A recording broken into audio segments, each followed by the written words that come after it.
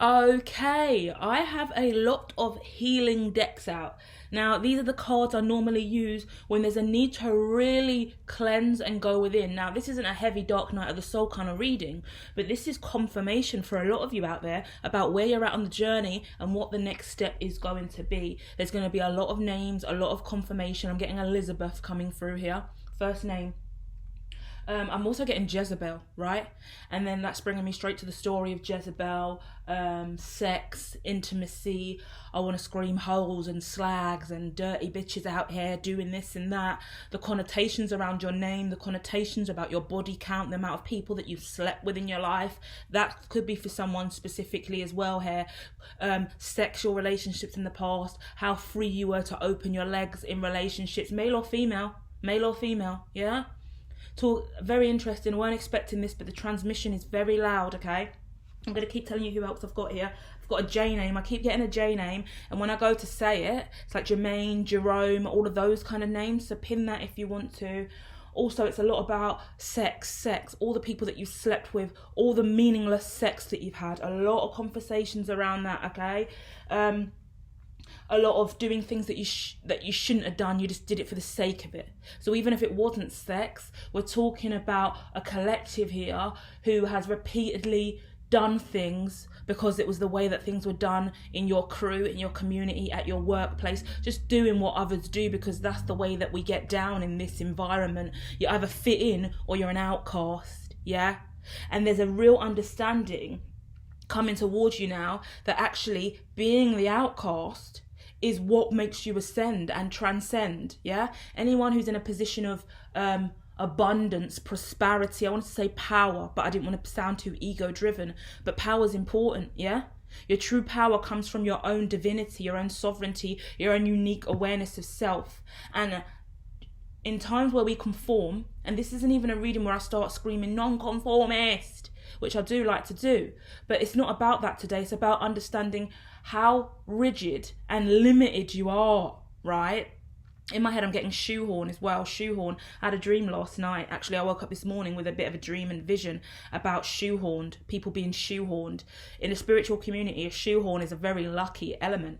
But when you look at the words of what it means to be shoehorned, it suggests you're being pushed into a tight corner. In the spiritual realm, being backed into a corner is a great thing because in that moment, then and there, you've only got one way to go, and that's up, yeah? Didn't think you could fly until you were backed into this corner and you had to realise that actually 3 clicks at the feet and there you were off home, to your true home, to your true destined path, right?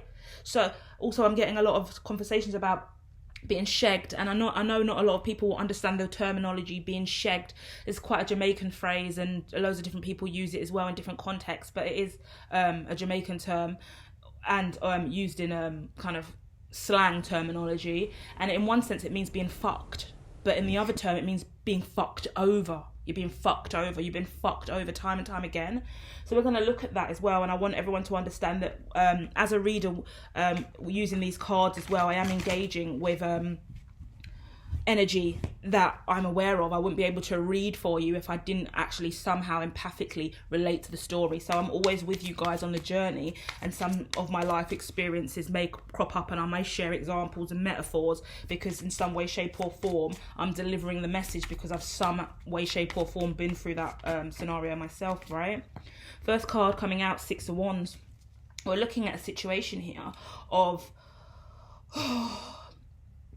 climbing the ladder, yeah? Climbing the ladder to success. That heavy breathe that I just gave off is really just grounding the fact that this is exhausting. Not even, this has been exhausting. You've achieved something amazing, but it has been exhausting. Before I go in with any more tarot, I want to get confirmation for all of you as well, okay? Oh, loads of names coming in. So I've got S names, but they're coming in so fast they're flying back out. It's like Sarah, not quite Sarah. As some people might call you Sarah by accident, but really your name is like Saraya, Sarah, something kind of spin-off, Saraya, something like that. Yeah, I'm getting as well. Like Josephine names as well come to me quite a lot, but we'll just pin that there, okay? Josephine's.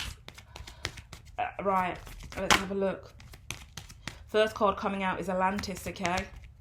Yeah, a lack of belief is what I see in this card. interestingly enough, today. Does Atlantis exist? Does it not exist? Is there a whole world underneath the sea? How long has it been there? Will we ever find it? Will it ever resurface? Will the world collapse again to a point where all of what we have now on the ground becomes water again in time, you know? What do we believe in? Is the earth round? Is the earth flat? I mean, are there aliens? Do they exist? Do they not exist? All of those kind of questions here, right? Again, challenging you whether or not you are going to conform to ideologies that are just the way that the world has ordained, or whether it's something uniquely different, right? This is impacting your health incredibly. I'm looking at the cadavers here, and I'm looking at unique ideas of mental health and emotional well-being, which is really what I know most about. I talk quite a lot about the clairsenses. I talk about spiritual beings, clairvoyance, clairaudient, clairsentient, all the different 9 clairsenses that you can find on my website and some of my reports that I've put out. And they really do talk quite a lot about mental health not being what it appears to be. So if you're diagnosed with any mental health condition, I talk quite a lot about bipolar, schizophrenia, anything where you have hallucinations, visions, anywhere where your personality style is pulled between really strongly skewed perspectives of polarity, right? Because bipolar, for example, is yin and yang, masculine and feminine vibrations, and you're pulled from either the light and the dark of the situation. And if you've suddenly gone really light and then suddenly you're really dark in energy and what you're giving off to the universe, in any working environment or field, that's going to be seen as something unstable. You would question that. If you're getting voices in your head as well, clairaudient, then that's a sign that you're hearing voices, and that's abnormal. If you're seeing spirits in the environment, energies, aura, you're hearing voices and they're telling you to do things, that's also classed as mental health. But within the spiritual community, it's actually not classed as anything mentally ill. It's classed as a spiritual gift and ability, right? And there isn't enough of us out there studying this and really exploring the differences between spirituality and mental health and emotional well-being. So there's a real conversation here about you finding your truth and being able to own that, which isn't easily done, right? I haven't got any kind of mental health diagnosis, but I am clairvoyant and I own that, and I see spirit. And when I first started seeing spirit, I was really scared about that, and I really thought I was mentally ill, and I didn't really share that. And if I probably had a full-on mental health assessment and told them all the stuff that I can do and see, they probably could say, yeah, you've definitely got some kind of mental illness, because they're trained clinically to interpret what are my spiritual gifts as something else. But in that same breath, if I wanted to challenge their ideology, and whoever was assessing me that day, if I decided to pull on the higher consciousness thread in the room and go, right, well, your granddad's here and your granddad's name's this actually, and actually I know you've done this last week and I know you're going through this and that. If they were a believer in faith and God and spirit, they would look at me very differently and look at their clinical practice very differently. If they were really uncomfortable with the stuff I was bringing forward, then they could skew my results and go, yeah, you're mentally ill, you're not okay, if they didn't like what I was saying. But if I really hit someone with a hardcore truth, like I would at a mediumship session, or if I was doing reading with you, they would go, oh, shit, she's right, she's on the money. Maybe mental health isn't a real thing, or what it appears to be. I say mental health isn't a real thing, which is an awful way for me to sum up something, because obviously mental health is real. We all have health and we all have mental capacity. But the way it is portrayed in the DSM, diagnostics statistics manual, right, for how we all function and govern our neurocapacities, we are often skewed into an ideology where if you don't fit into these boxes, you are not normal. There is something wrong with you. And the reason that the world do that, and there's no judgment, I love psychology, study psychology and all of that kind of stuff, the sciences I love very much, but the reason they do that is because we would be a very unruly population, and a lot more things would be happening that are socially unacceptable if we were just allowed to exist and do all these things and be all these different kind of senses of self without any kind of control. I've been looking quite a lot into code switching lately, because I saw a tweet on Twitter, and it was a debate about how this biracial woman showed up in one environment where she was being filmed by in a really white kind of environment, and how it was really different when she was filmed at what would be more of a black campaigning rally environment. And they were like, well, she's not being genuine in one sense of the word. She's over here behaving like this. And in another sense of the word, she's over here talking like this. Who is she? She ain't genuine. She ain't real. Like, and that is such a heavy connotation in today's society. Is if I'm a biracial woman, let's say that I'm mixed, black and white, potentially Asian, we're still waiting on the results. We're still waiting on that ancestry. But the truth of the matter is, I can go into any different environment and I would be forced to switch my code, my natural dialect, to fit into the environment. If I'm working with children and I'm in a school or a nursery, in an education setting, hello, how are you doing today? Are you okay? Have you finished your work? Wow, that's a beautiful drawing. If I'm talking to children, wow, shall we go over here and play in the home corner? Shall we go and play with some Play-Doh? If I'm talking to my cat, says, hello. If I'm talking to a dog, if I'm talking to a baby, hello. Hello, gorgeous. Look at you. Different. If I'm in the ends that I grew up in, and I'm seeing people from the ends that I know, walk on, fam. Ain't seen you in ages. You alright? What are you on? What are you doing today? No, I'm busy, you know. Holler me later though, fam. Love you. Love. One. That's lingo as well. But if I'm sitting with this CEO of a large scale corporation, then I'm talking very officially, and it's a profession. And that is switching. And what I've been really sitting with is the ideology that a lot of people that struggle to work 9 to 5s, a lot of us entrepreneurs that branch off and go our own way, a lot of people that suffer with stress and get signed off sick from work and really struggle in certain environments, it's because we have to code switch so much. And if we're doing 9 to 5s in a corporate lane all day,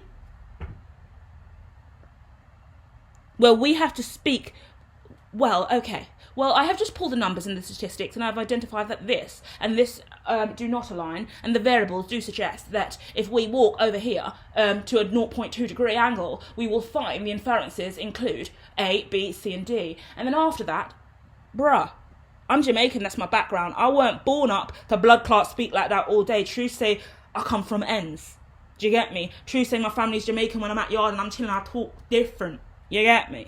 Okay, I'm exaggerating the context of the situation. I hope not to offend, but understand there is this real barrier that we all face in life and no one really knows it. And when we talk about whites and blacks, for example, let's stick on that topic for a minute. I am also mixed. I'll throw that in there again for anyone starts getting offended, to be politically correct, right? I'm white and black mixed, so I can have opinions on both without being a racist.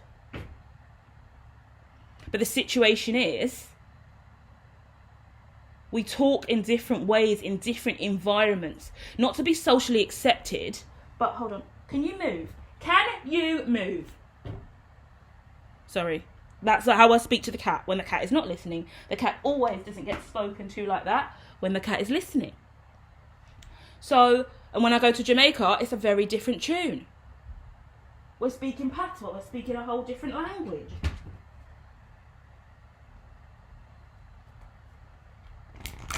So I'm going to pull some more cards and go on because the cat is really just starting to pounce around now. Let's see. But I hope that found somebody well what I've said. We're going to get back to that and see how that pulls on the story here, because I've just gone on a massive rant with you guys about that. The farm card keeps coming out when I pull this deck, interestingly enough. I'm going to go straight in on that because I've been working on this channel for quite a while and I find it quite interesting when that farm card comes out. It really speaks to me about a lot of different stuff. Okay, so now I'm looking at masculine energy in this farm, okay? Straight away I want to talk about someone buying land, actual land, wanting to build a farm, wanting to create a lifestyle that is their dream, okay? Manifesting that life. I also see Ten of Pentacles with this King of Pentacles as well. Now, regardless if you're male or female, because I'm looking at a king, I am connecting with the masculine for sure, but I want you to know that as a feminine you also have that masculine vibration. So if you are that independent boss bitch feminine that has never needed a man or someone else to pay your way and help you get by, and you've never taken on that ideology of needing a man to be the breadwinner, interestingly I'm getting flashbacks of yesterday because my oven light's gone. And I laugh to myself because I'm a bit of a stuck-up bitch sometimes and I think it's hilarious. But I laughed to myself yesterday because I was like, fucking hell. This is what I need a man for. If there's one thing I could really benefit from having a man for, it would be just to change the fucking light bulb in the oven, for God's sake. And and it's quite rude because I'm an independent, I'm a hermit, I spend a lot of time on my own, and I boast about how important it is to be independent and not need a man, sometimes to unhealthy levels, to be quite honest with you, because you're never going to attract the right kind of love and relationship in your life if you're constantly pushing the ideology away that you don't need a masculine, right? But in that moment I was like, all I ever really need a man for is just to fucking do the annoying dumb shit that I don't want to do, i.e. there's a light bulb's gone in the oven, can you just find out how to fix that? I don't want to deal with it. I don't want to give my time and energy to finding out where the bulb even is. I don't want to have to go and order another one, and I don't want to have to get on my knees with my big head in the oven trying to replace it. For fuck's sake, can't I get someone else to do that? Also, I hate taking the fucking rubbish out. Like, I'm going to word this as nicely as I can because I don't want to offend anyone. I love everyone. I love bin men as well. I always will catch the bin men on the way out and I have a conversation with them, a laugh and a joke. It's not anything disrespectful. But personally, I am a queen. I am a queen. As long as I've lived, the one thing that I've really been stuck up about is taking out the bins. Like, I've always gone, I don't take out trash. Ugh. No. I don't, it's just not for me. It's just, I'm so sorry. I don't want to offend anyone. I live in all of your houses, right? And I use the bin, right? When I live with my mum and stuff like that. Yeah, I do use the bin. Yeah, I live with my family members. Yeah, I do use the bin. But I don't think I should be the one taking it out because, oh my God, ew. You want me to carry a bin outside and put it in the trash? That's just totally out of my remit. I'm so sorry. And now I actually live on my own. I've obviously lived with partners and stuff like that as well, and dated guys, and they're like, oh, you're going out? Can you take the bin out? And I've just been like, you're asking me? Me? Do you not know I'm a goddess? You don't ask a goddess to take out the trash. Oh my God, how dare you? And then even in one relationship when I'd done that, he really looked at me, right? We were early stages of dating, and he really looked at me like, oh shit, are you serious? You're not going to take the trash out? And then I took the trash out because then I felt like a stuck-up bitch. And then I repeatedly offered to take the trash out when I was on my way out. And he was like, no, I wouldn't let you do that. And I was like, thanks, babe. Do you know what I mean? Like, I don't do trash. But now I live alone. I ain't got no one else to take out the trash. It's on me. And now I have to go out repeatedly out and take out the trash. And I've had to accept that there are changes. And I have had to come off my high horse. And then I understand that there's people that take out the trash every day. And if you're listening to this, you're like, you're a stuck-up bitch. Seriously? You think you're too good to take out trash? Who the fuck do you think you are? We all have our own standards and we all have things we're willing to settle for. And my status quo is I don't take out trash unless I have to. Simple as that. So what is it for you? I'm just throwing it out there. What is it for you, right? So let's get back to this masculine energy here, male or female, that is creating the life that they want for themselves. I do see a farm. I keep seeing a farm as well. But maybe that's because of what I want. Because I actually do want loads of land, acres and acres of land, is what I'm manifesting at this time. And I want loads of animals. I want to wake up in the morning, look out of my window and see a peacock just walking along the lawn. And I want to see ducks quacking around in my kitchen. I want rabbits and gerbils and swans and every animal that you can imagine. And I want a sanctuary full of birds and butterflies. And I want loads of stuff like that. It's just really, really what I want. So if you're resonating with that, fucking hell, hit the like, because that is really just kind of how I want to operate and live. And I just want all of the animals. Like, I want to live like Ace Ventura. From one of the earliest movies that I can remember as a child, Ace Ventura speaking to all the animals, and he just wakes up in the morning and goes, and all the animals just fly into his arms and legs, and they pop out of bread bins and cupboards and all of that stuff, and they just run straight over and start watching TV together or sipping on breakfast. It's weird because I have 2 cats at this time, and both of these cats are a nightmare. They knock over so much stuff. I've had about 4 vases they've broken. Some of my favourite pieces of and I'm adjusting to that.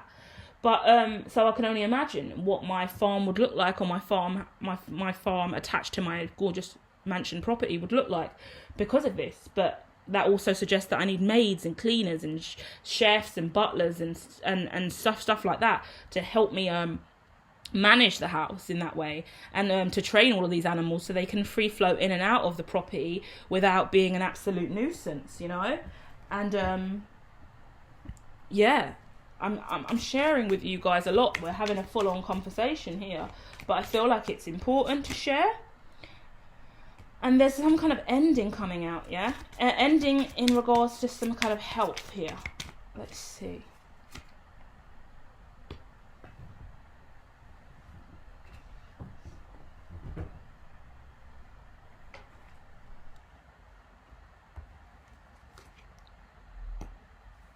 Okay, so there's been some indecision, okay? I feel like we've got the social media card coming out, right? So it's watching someone on social media over and over again, yeah? Oh, let's look at this. I can't stand the social media energy sometimes. And now we've got a king and queen. We've got now a king and queen sitting in the farm, okay? So we're looking at a very interesting vibration here. A relationship, a connection of manifesting the life that you want. Okay, so what they're letting me know now, right, before I carry on, is we're using the farm ideology that I've just given you. I've just shared my dream with you, probably my biggest manifestation that makes me a little bit emotional. So I don't know how you guys feel or who's engaging with this, but please don't start crying over my manifestation or I'm gonna cry. But I'll share it with you because I'm looking at a king and a queen, right? And they are actually both at this time manifesting a farm, right? A farm life. So whatever that magical dream life, right? So for me, I have really big dreams and I do achieve them. They may take me some time. They may take me 7 years, but they do manifest. And I work really, really hard on them to get them exactly where I want them to be. As a Virgo, we're perfectionist, right? Do hit your signs in the comments if you would like a reading. Let me know. And I'll hit you with a zodiac read for your sign as well. A little more about this story if it resonates. So for me, like I told you, it's that idea of waking up and looking out on the lawn and knowing I've got acres and acres of lands out there. I've got cows out there. I've got horses out there. I've got kids somewhere around, but they've got nannies to look after them because once again, I'm not your everyday mum that wants to be surrounded by kids all the time. I'm an absolute CEO boss bitch and I'd rather run my business than be bombarded by kids on a frequent basis. Sounds awful, I know it, but we all want what we want, right? I would rather have my kids go off to kind of a special kind of boarding school or something like that where they're learning real life skills, and I'd rather actually create the school myself and then send them to it so they are advocates for our own belief system and our own spiritual faith and ideas of what good education is in today's society. So they would be the first attending one of the most auspicious spiritual schools in the world, right? Ideally is what I would like. And I would have massive land. I would have a very different kinds of houses, right, on the land. The land is big enough for us to have quite modern houses that are a little less modern, spaces where the animals could come in and mix in the house as normal, but then also properties where they wouldn't even have access to, because you don't want animals in every single bit of your property, obviously. So I've really thought it through and fine-tuned my models and thinking, right, this property on this side of the land will be access free and have an easy access to and from the farm, so all the animals could make their way over here, and there would be a whole team like zookeepers and stuff like that managing their integration in and out of the house, and everyone tending to the lawn and the land and stuff like that.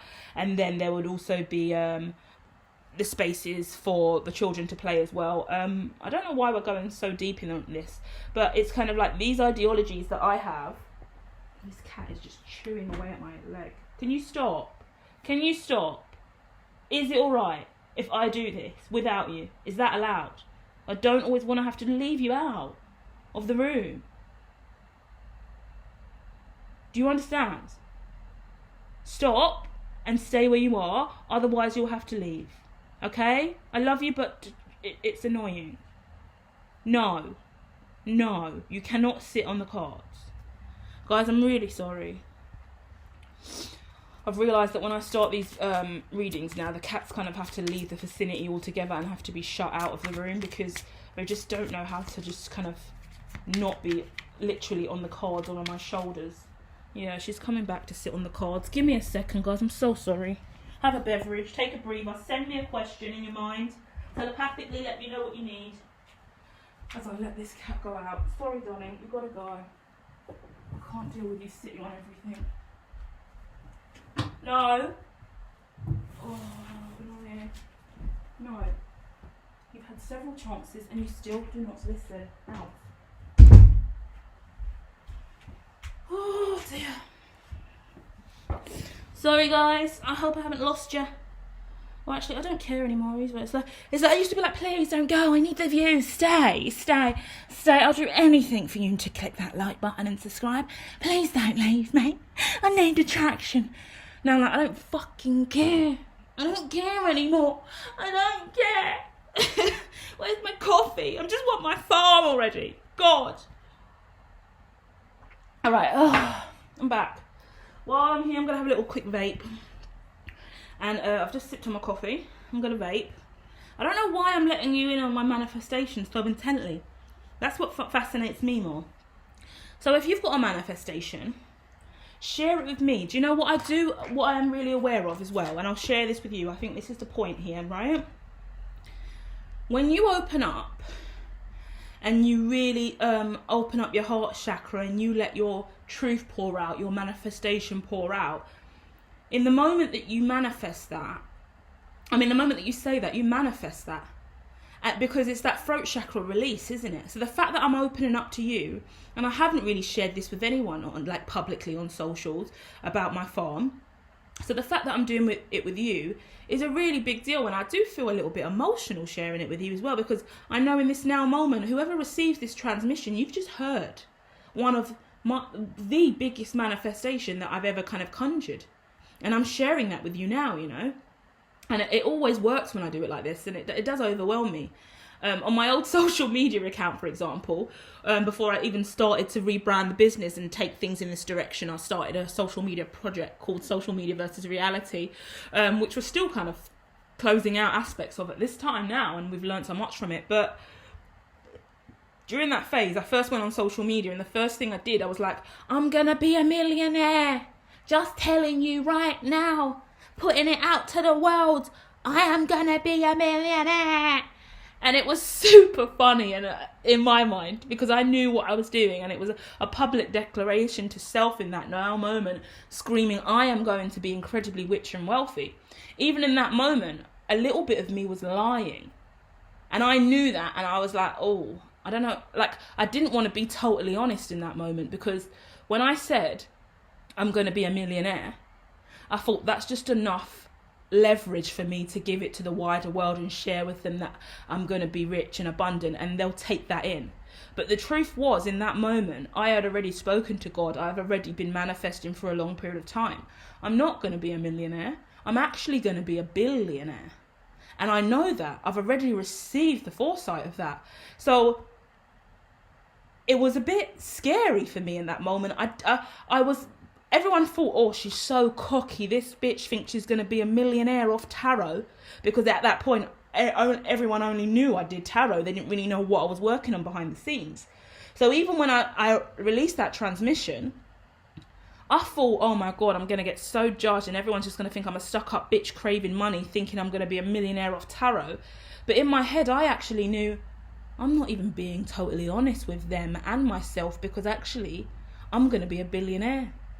I'm embarrassed to scream I'm going to be a millionaire, but actually I'm going to be a billionaire. And I'm even scared to say that out loud to myself, you know?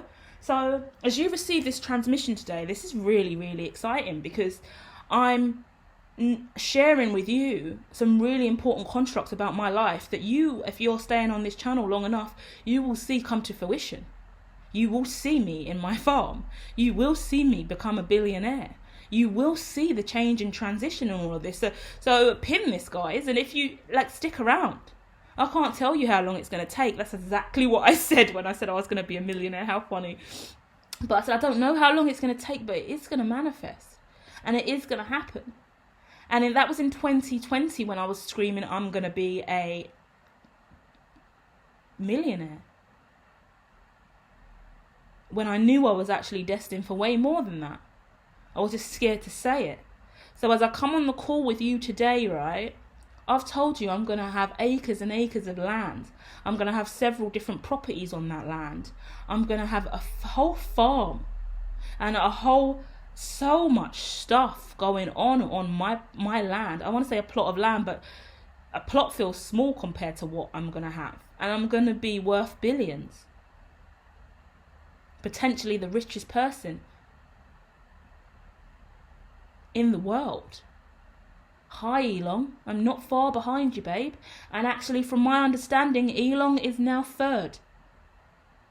When I last checked Forbes, Bezos was above him, and so was someone else, you know. So my point is, right, and I don't know how much further we're going to go. I'm going to go into personal stories. If you're still here at this time, thank you so much for sticking around. Please hit the like. But I want you to know that I've just opened up to you really, really personally. And I've shared my biggest manifestation to date with all of you. And I've said, actually, I'm not going to lie anymore. Didn't want to say it out loud because I know there's a lot of judgment around us spiritualists throwing stuff out there to the universe.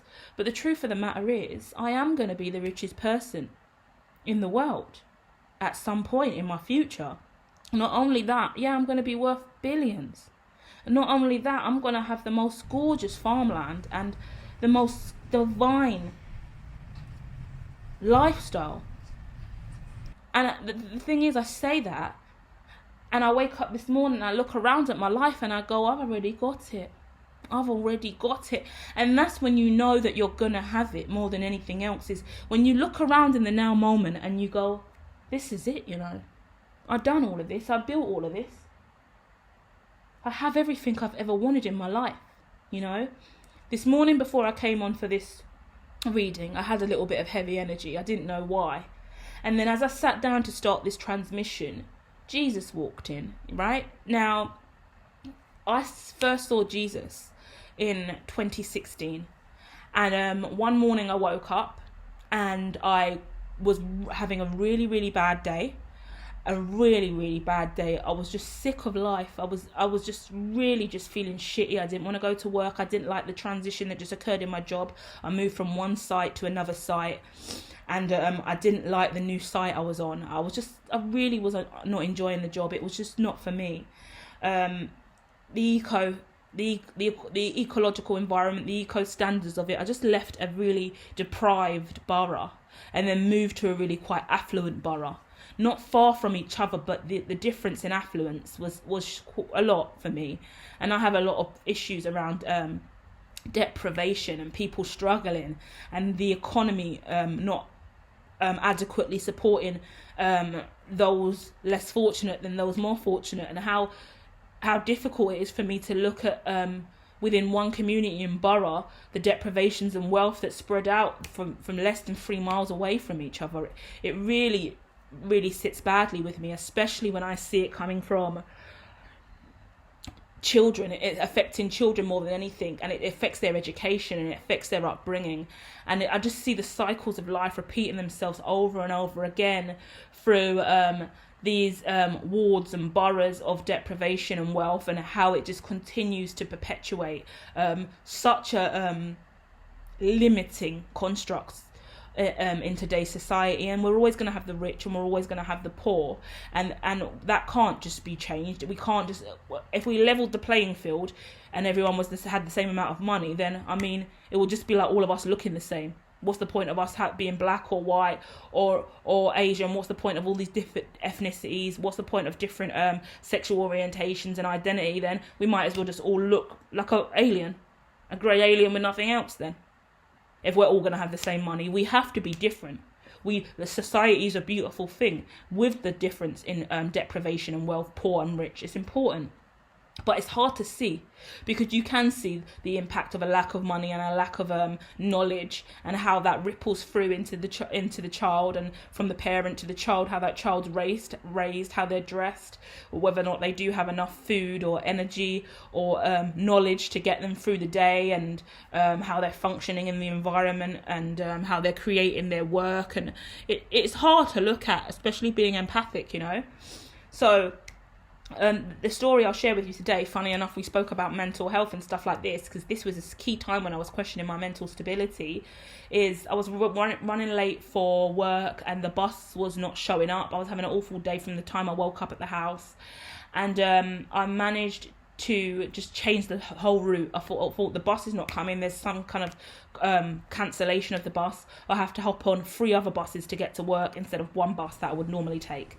So I get on I get on bus 1, stressed already, still waiting another 20 minutes for the second bus. And then by the time I have to run to get on the second bus, because I see it approaching from across the roundabout, it's far away, I'm like, fuck. So I'm breezing all the way to the bus stop to get on this bus, 2016 this is. And I get on it, I get to the top, go to right to the back because it's empty there, just sit my ass down. And as I sit down, Jesus sits right down next to me, right?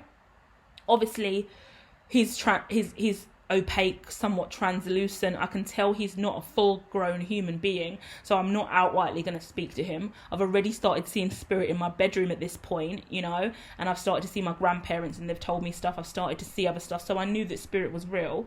But I've never seen Jesus in that context. So Jesus sat down with me and I said, what are you doing here? Like, why are you here? He's like, I'm coming with you today. I'm staying with you today. We've got a lot to do today. And then as I've said that, I've kind of looked around and there's a whole row of like his disciples and donkeys, and it was really like olden days, like the whole trail of his whole collective was with him, and they would fade in and out of view as we were just talking, but he just wanted to repeatedly show me there's loads of us here with you today.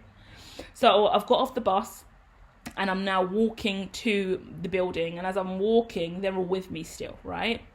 Like I'm walking at the front, he's walking with me, and they're all coming, and as I've gone into work, they've all stopped outside, and he's like, they're not going to come in, but I'm going to pop in with you every now and then when time permits it, when the environment allows us a window of time to have a moment, we'll have a moment. And as I was sitting there just really broken and stressed and deeply depressed, he said to me, I have a better life for you. I have a much better life for you. Do you believe me? Do you believe in me? And at that moment, yeah, I do. I said, yeah, I do, of course.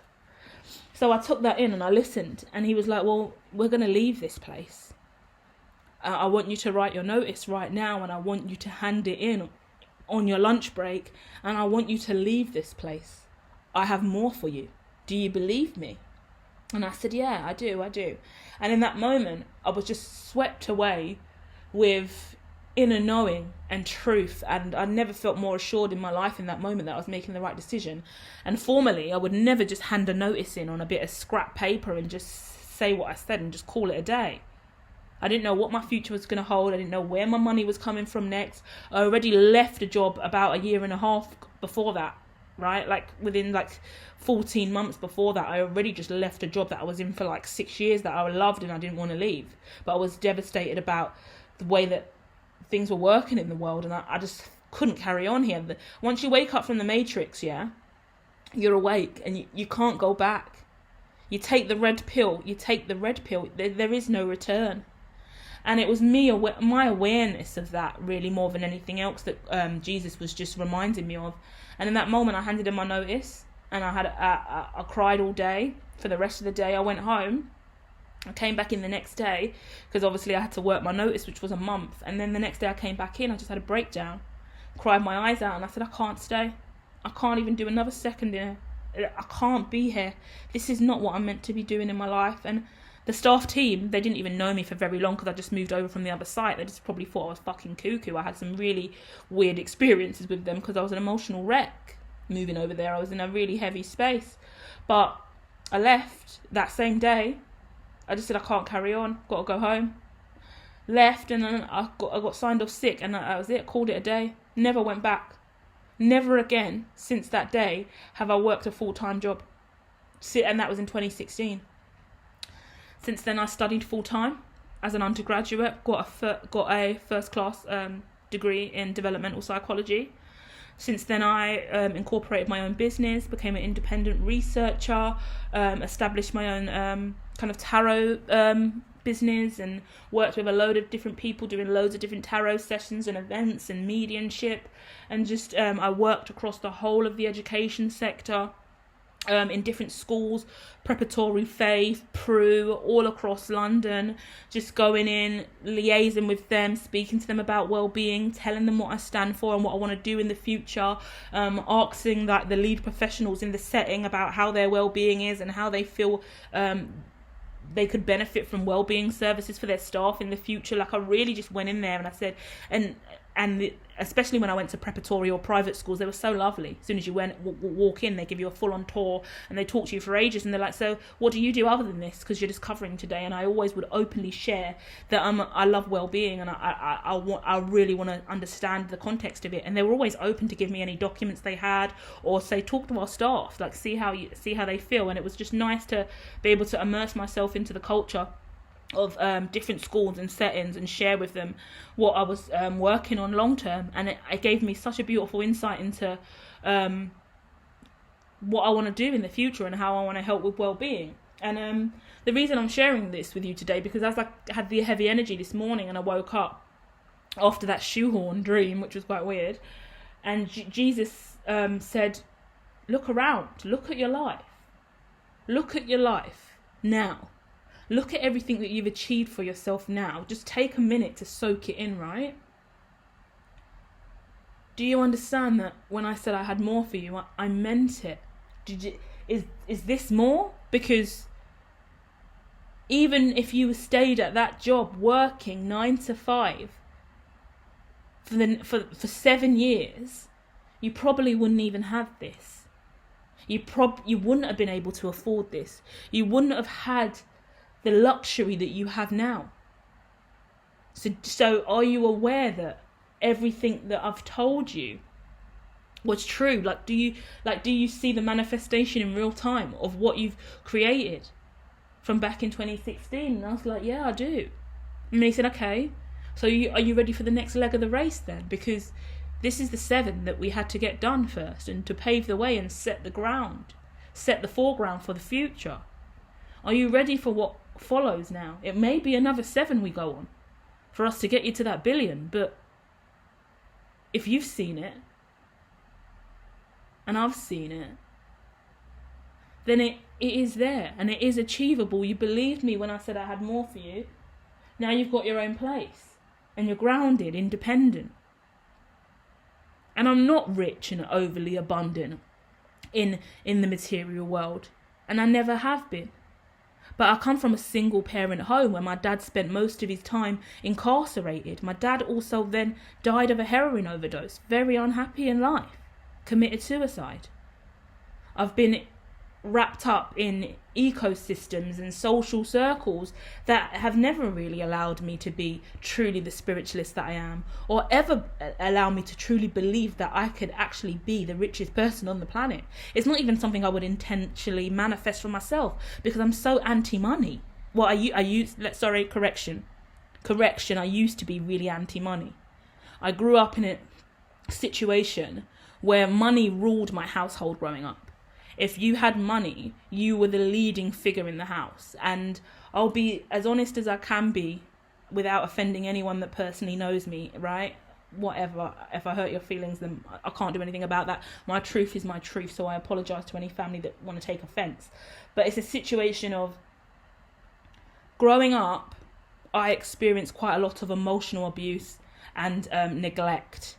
And I was raised in a way where I was kind of segregated from the rest of the household because I wasn't really liked and I didn't really behave in the way in which my mum's partner wanted me to behave.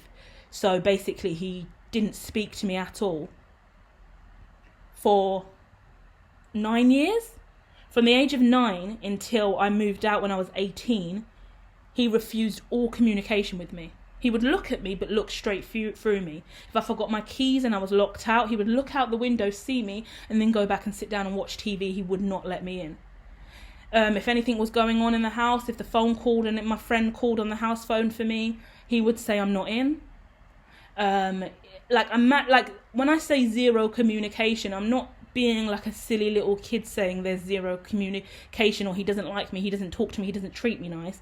I'm saying there was zero mute. I was treated like I was invisible for 9 years, from the age of 9. Because before that, I said to him, "You're not my dad, don't tell me what to do." When he asked me to wash up and dry up all the dishes in the sink. When he was a fat shit and he didn't do fuck all. He just sat around throwing money at my mum and assumed that everyone else would do what he wanted because my mum did what he wanted.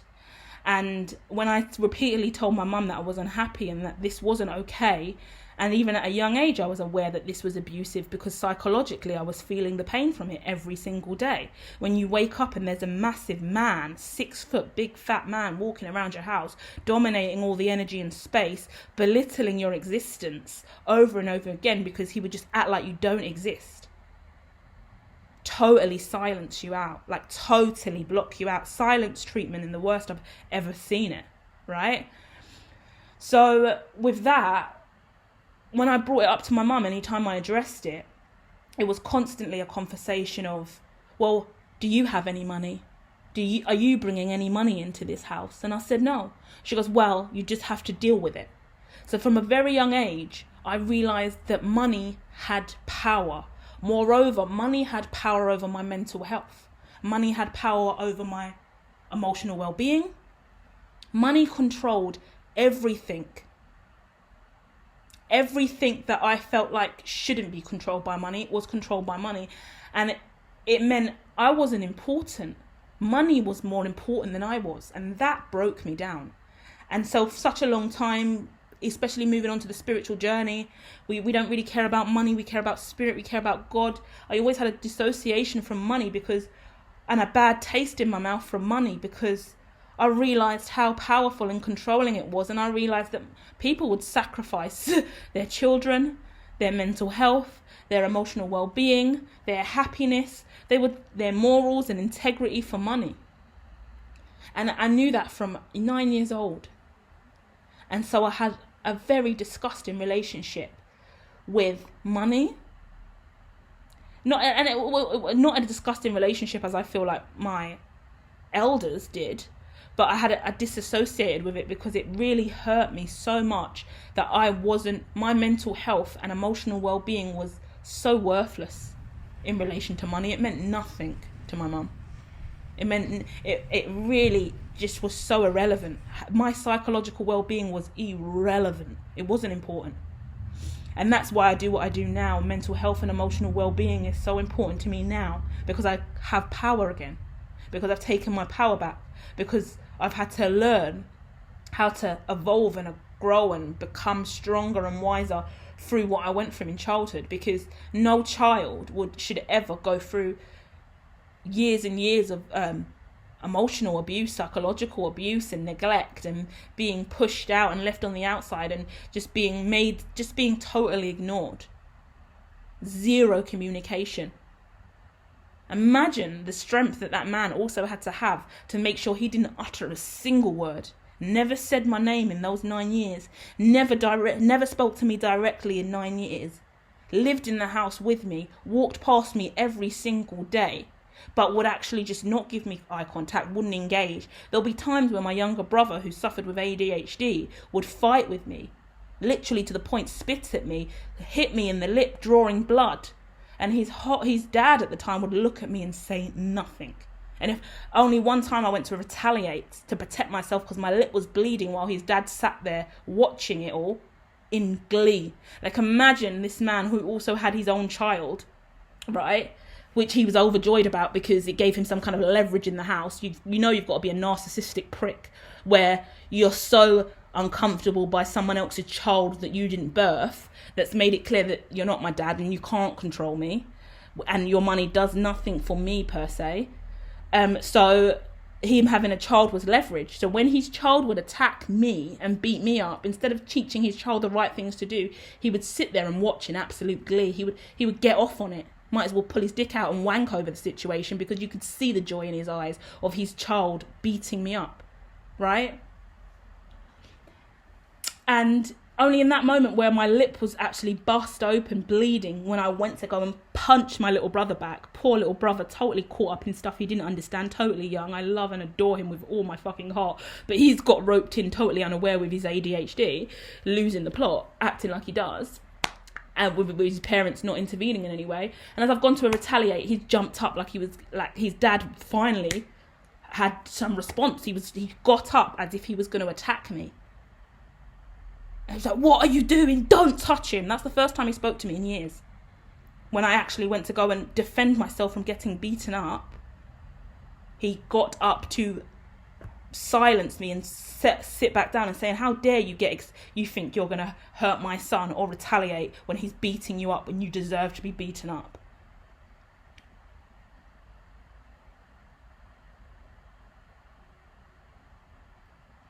The abuse would never appear to be abuse, but as I study developmental psychology and I study children and child abuse, it's blatantly abuse. Yeah, it's not always about sexual abuse and physical abuse, as disgusting as those things are, and I also fight against those, but it is the psychological abuse that nobody sees. And the saddest thing is, a lot of family knew what was going on. A lot of family would pull me aside and speak to me quietly about it and say, I'm sorry, I know what's going on. We can see, but we can't do anything about it. We've tried to speak to your mum about it, but she's not listening. She's not hearing it. There's been fallouts in the family because we've tried to say stuff and she just won't hear it. So we can't do anything, but we'll take you out now and then. We'll try and be there in any way we can, but we can't do anything. We have no control here. You know, and that still goes on today. And they didn't even know the extent of what was really going on in the household. They only saw the external of when we were kind of all together outside, or the odd moments they came round to the house and they saw something was off. They weren't there 24/7. They didn't know the extent of it. And that's why I do what I do. And I guess that's why I see God in the way I do, and I connect with spirit in the way I do, and that my life is ordained and blessed in the way it is. And to be honest, I have so much gratitude for the life that I've been through, as much as it chokes me up inside to share this. I've never shared any of this publicly to this degree, you know. But what's nice and refreshing for me to do this today is because if I weren't silenced and pushed away and isolated and made to be alone for years, I wouldn't have learn how to go within. That's why I identify as a hermit, because since 9 years old I had no one and nothing other than food. Still have issues with food at this time, because when you have nothing but being offered food by your parent, I mean, you take love where you can get it, right? So I love food right about now. Food has been a consistent, reliable thing in my life, and I truly do value it. So with that in mind, I spent a lot of time with self, talking to myself in my head, you know. A lot of things inside the head as well, like thoughts and feelings, conversations with other. At that time, I didn't really know it was spirit or anything, and I didn't really see anyone in the environment. It was just me being a kid, role-playing, drawing on my whiteboards and creating all these formulas and methodologies I was always doing lectures in my bedroom, which is really funny to think of now, like really like professor philosophical lectures. And I really love shows like Flubber and Inspector Gadget and Pet Detective and really stupid stuff like that, which in the now moment, it just makes me laugh, and I get a little bit overwhelmed sharing this with you, because it's like my life has really taken that shape. When I look around my front room, right, I've got such weird, quirky shit in my house, and that's why I sat with Jesus this morning. When I sat with Jesus this morning, and it was like, look around at your life, like, can you believe who you are now? And it's like all of these shows that you watch with all these like quirky professors, and it was, for me, it's always, I always speak about like the 64-year-old white man. I just pin it there, and it's no offense to any 64-year-old white man. If you are a 64-year-old white man, then I probably would love you to pieces and we would be best friends, because I always say I'm 34 and a black woman, black power, right? But I really do feel like a 64-year-old white man most of the time, because the stuff that I'm into and the stuff that I do and the world that I live in when I'm alone, it really is that philosophical professor, me sitting with Freud and Einstein and Maslow and Erickson and Brodford Brenner and all of those kind of people, it's what I love and it's what I'm into. And it's just weird. I look at my bookshelf and it's just full of all these different kind of philosophical, spiritual and psychological books and researcher stuff. Then I've got this weird Hindi style chair that I've made from scratch by myself. And I've got these antique coffee tables, and this place really needs a serious renovation. But I mean, there's some quirky stuff in here and it's like, wow. I probably wouldn't have been able to do all this if I was still working a 9 to 5 in the job that I was in. And if I didn't go on this journey to go deep within and be alone and truly immerse myself in loneliness for years and years and years. And I didn't even cry and be sad back in the day when I was 9. I cried all the time in public, but when I was alone, I was always happiest. Because the energy of even trying to mix with family was just awkward. Even leaving my bedroom to go and get a drink of water was awkward, because I knew that there was a likelihood that I was going to bump into him in the front room or on the stairs or in the passage, and then I would just feel more demoralised and just not worthy enough.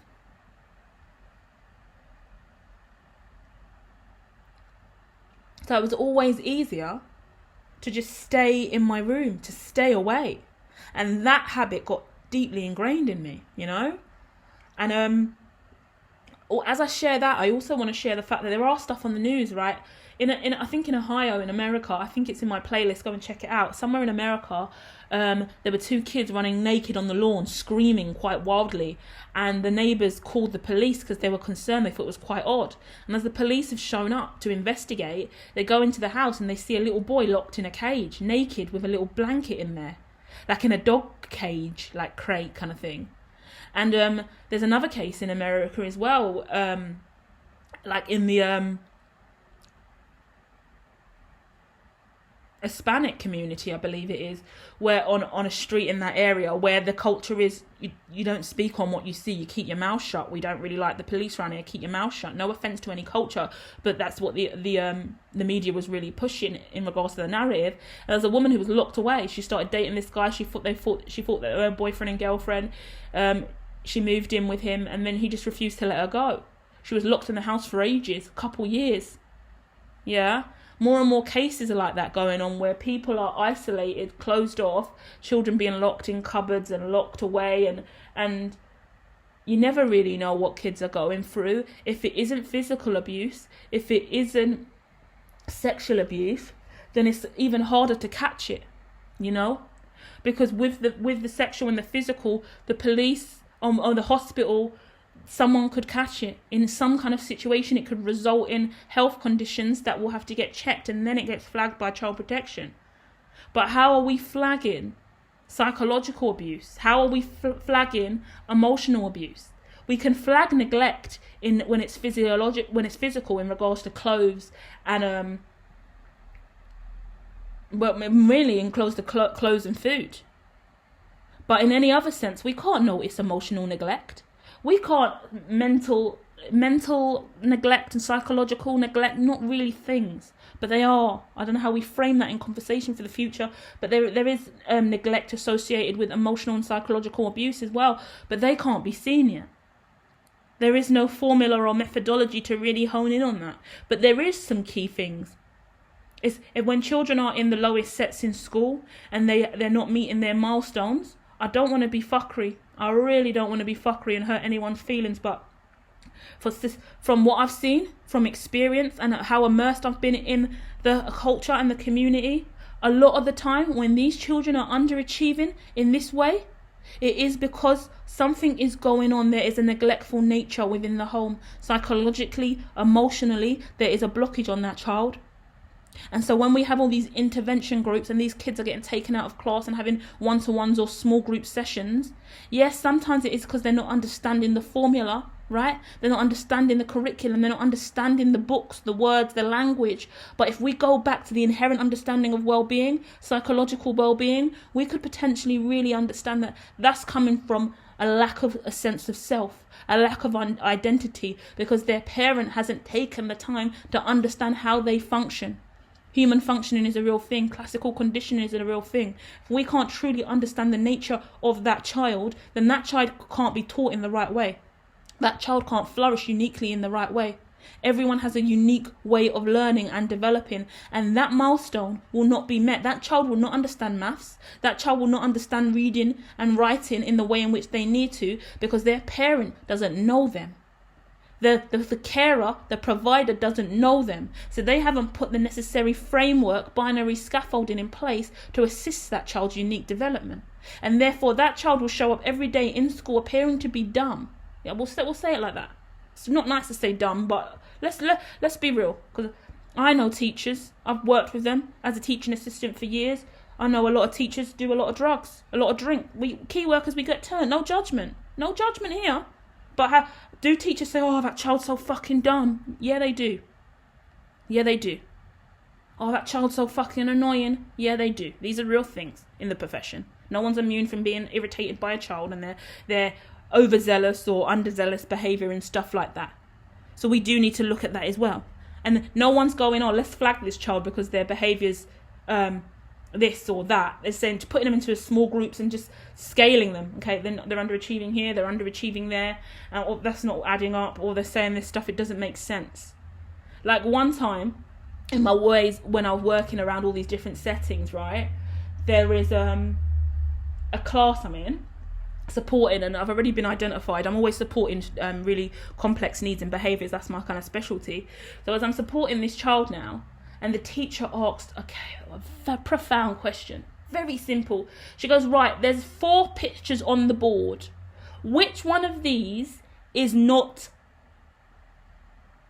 Which one of these is not alive in the garden? Which one of these is not a living thing in the garden? Something like that, right? And it was like a gerbil, a snail, a tree, and something else, right? And maybe it's just those 3, because a gerbil, a snail, and a tree. And she's like, which one of these is a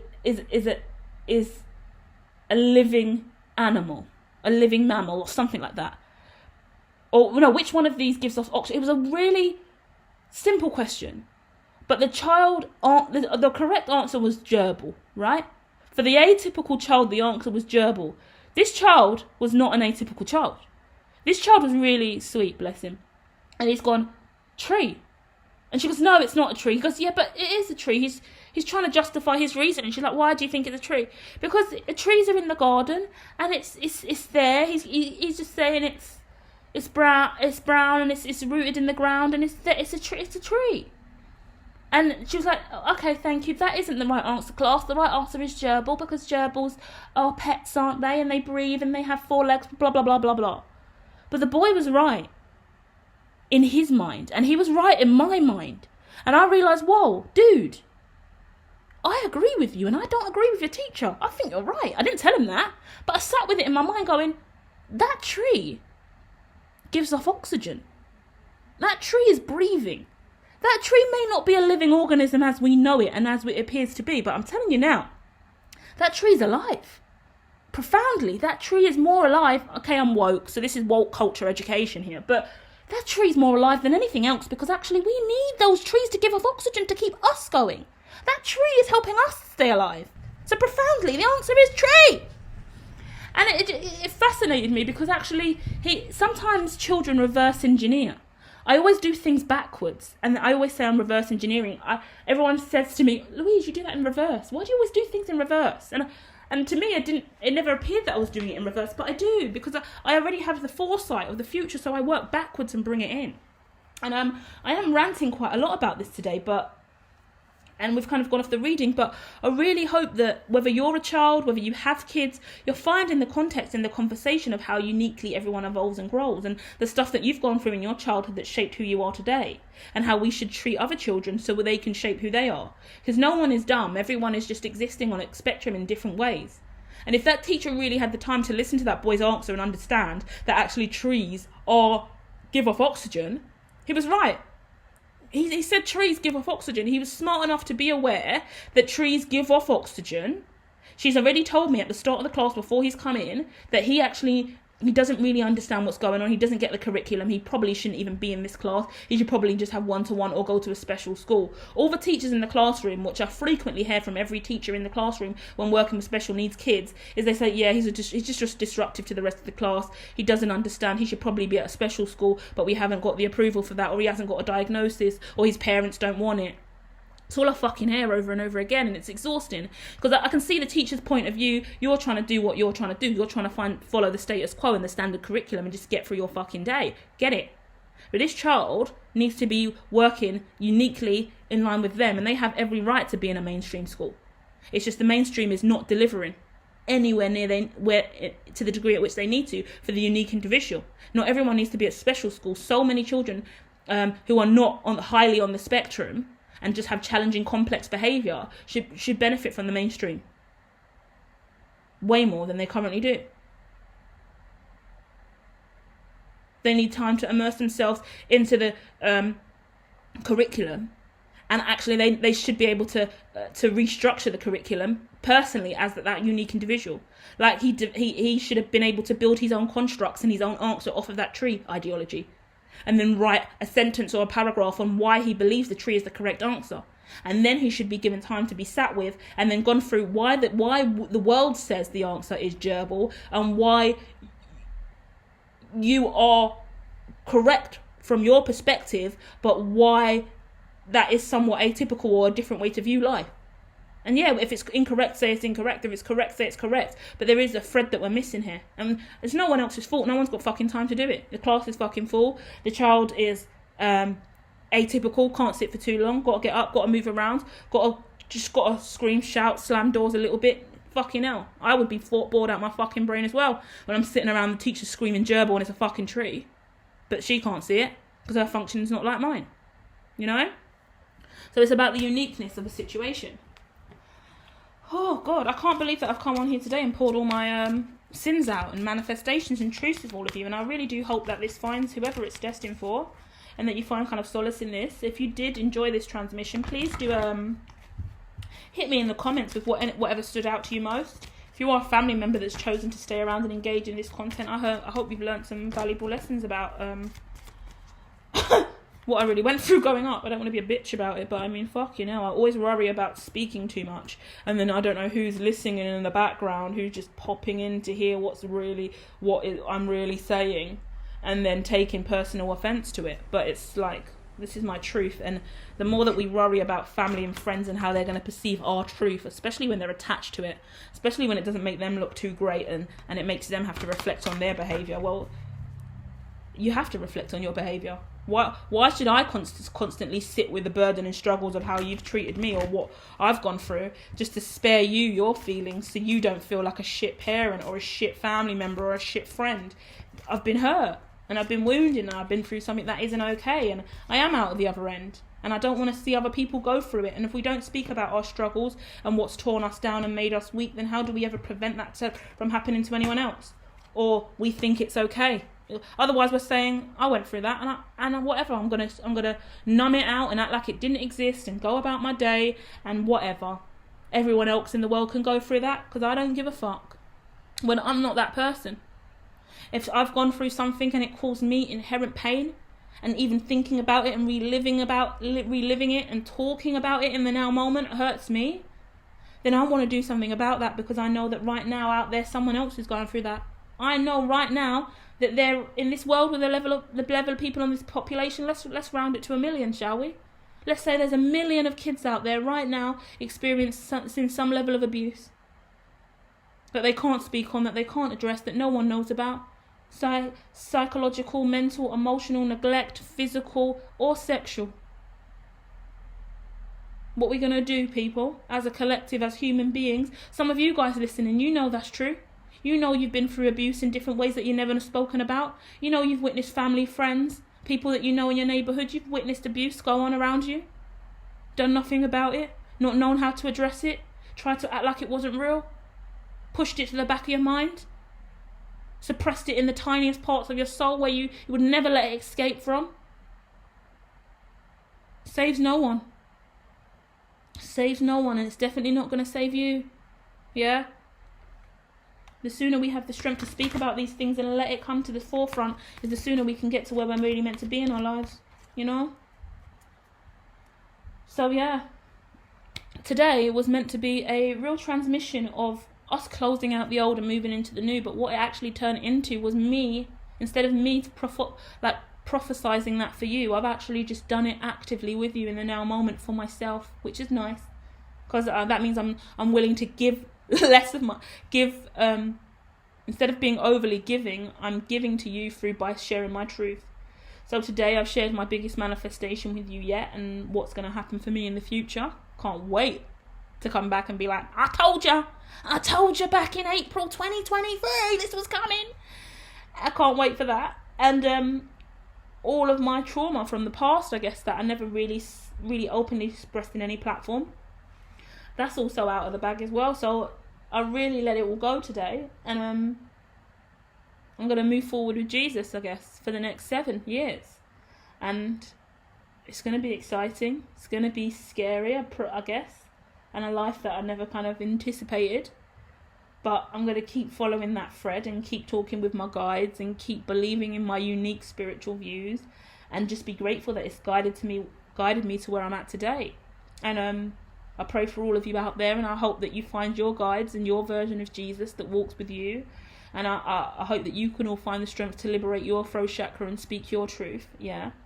Now, I want to talk a little bit just before I leave, okay? Because I'm getting called to a situation around crime and mafias and gangs and culture within the home.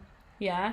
There's loads of people out there who are now adults in their 30s that are still bound by their tongue. Because if they dare speak about what they went through in their childhood or what they've gone through now, the secrets they're sitting on. This is hard, okay? Because I'm going to be honest, some of you guys are sitting on serious crimes, sexual abuse, murder, rape, infidelity, lies of your family members, lies of your friends, sins of the worst kind that you think are absolutely fucking disgusting. But for some reason, somehow, you fell into the arena where you know about this, you heard about this, they told you about this, you witnessed this. And from whatever age it was, you've been made to keep that secret. It's different for all of you how you move forward with this now. Because I believe that this transmission would have been the red pill for you. Yeah? The awakening. The awareness that you're sitting on other people's or other people are sitting on your agency, let's say that. Other people are sitting on your agency. We all have our own agency. We are all our own agent, yeah? With the ability to ascend, grow, do, act, perceive, know, deliver.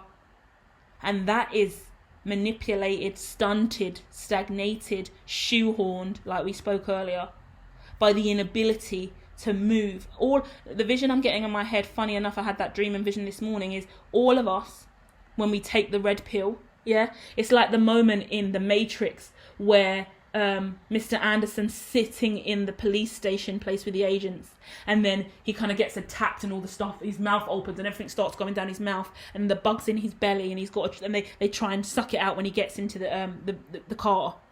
That's the scene I'm getting in my head.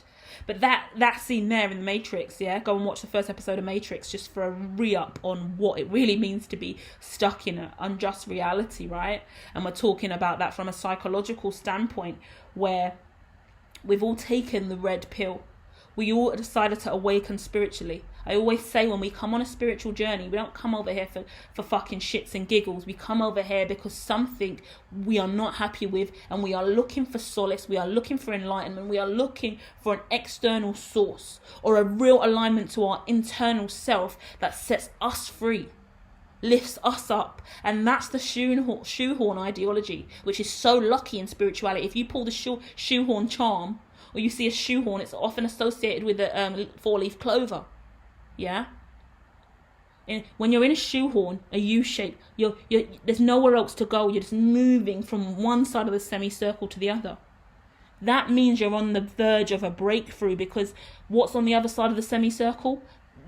Another semicircle.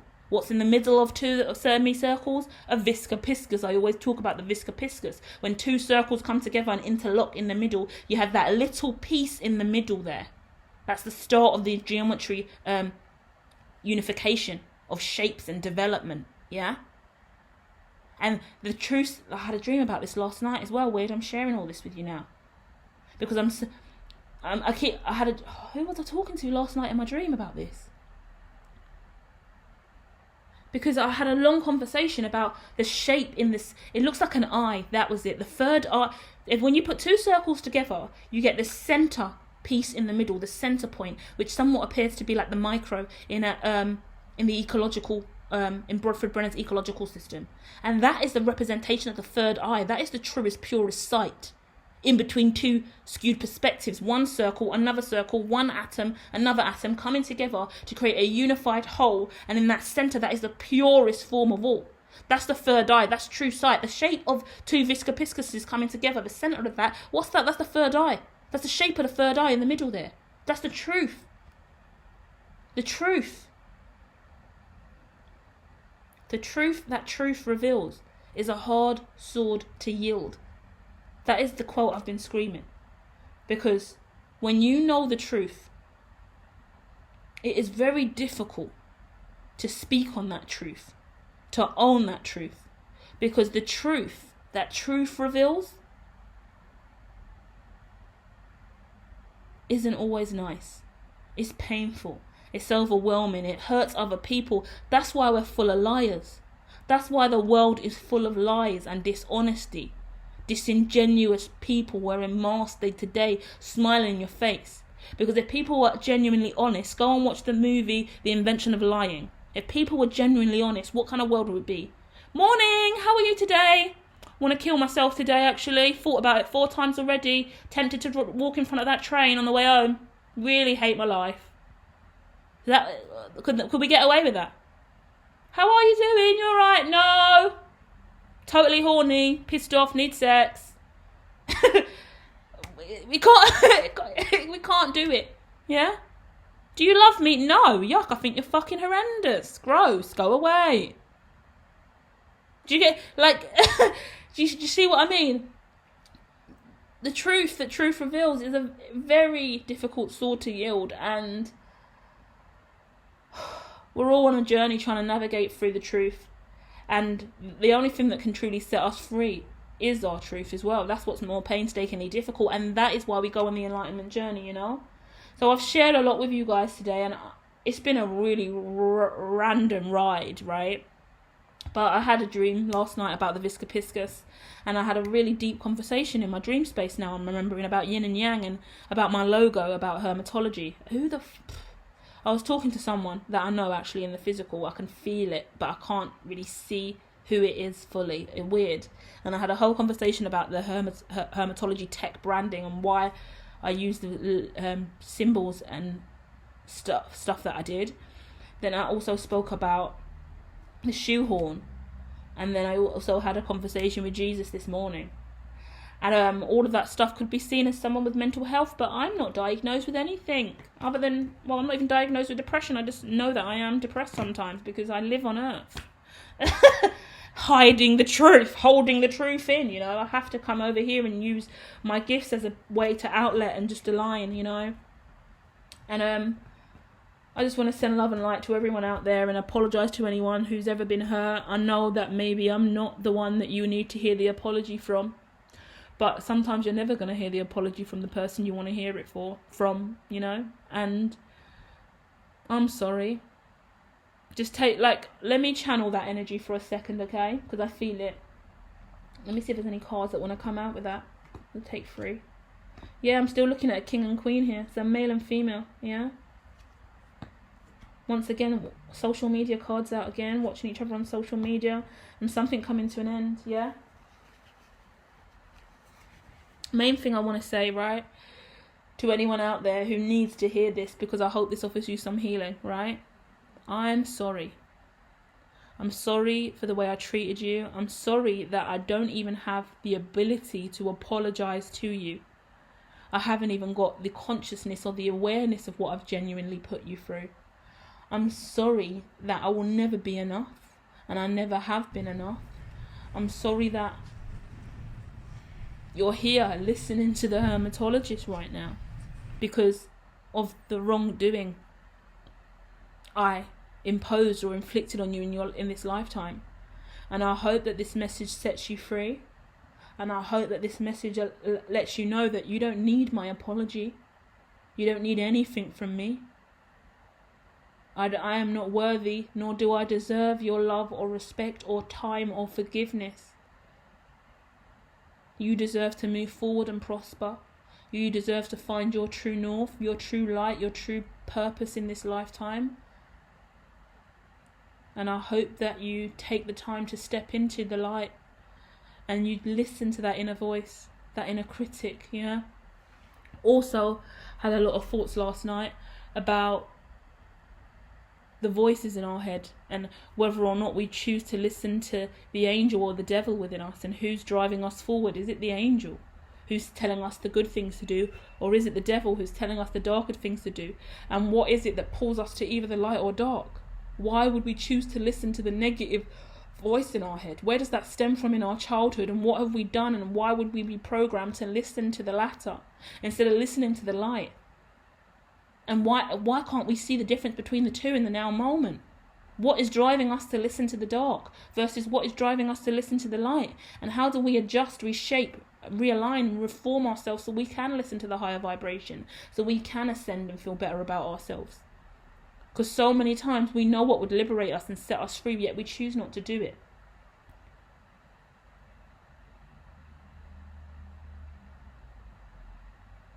I love you all, guys. I really do. I love the fact that I can come over here and rant and moan and get all this stuff out. And there's part of me that constantly goes back and forth in these ideologies on my account where I go, oh, I really want to get the traction. I really want to get the numbers. I really want to push for the traction over here. And then in the same breath, I go, do I though? I don't think I do, you know.